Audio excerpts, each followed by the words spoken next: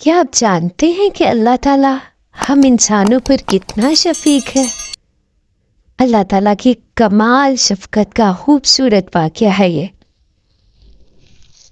ایک بزرگ نے دعا مانگی، اے اللہ، اس وقت جو آدمی سب سے زیادہ گنہگار ہے، میں اس بندے کو دیکھنا چاہتا ہوں۔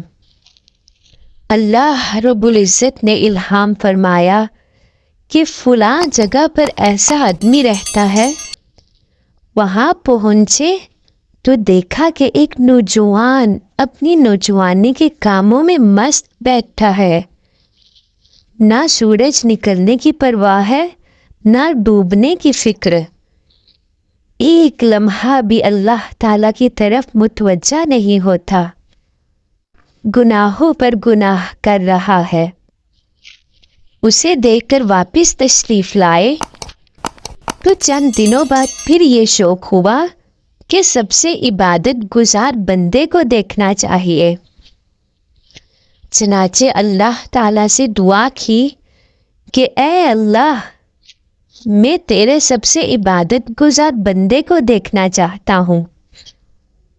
اللہ تعالیٰ نے دعا قبول فرمائے اور نشاندہی فرما دی کہ فلاں جگہ پر ہے۔ وہاں گئے تو دیکھتے ہیں کہ عین وہی آدمی وہاں بیٹھا ہے۔ بڑے حیران ہوئے، عرض کیا، اے اللہ، یہ کیا معاملہ ہے؟ سب سے گنہگار بھی یہی اور نیکوکار بھی یہی۔ ارشاد فرمایا، ابھی چند دن پہلے اس کا بیوی سے جھگڑا ہوا۔ بیوی نے اسے گناہوں کے طعنے دیے، اسے لعنت ملامت کی، تو اس نے جواب میں کہا کہ میں مانتا ہوں میرے گناہ بہت زیادہ ہے، میں شرمندہ ہوں، مگر یاد رکھنا میرے پروردگار کی رحمت اس سے زیادہ ہے۔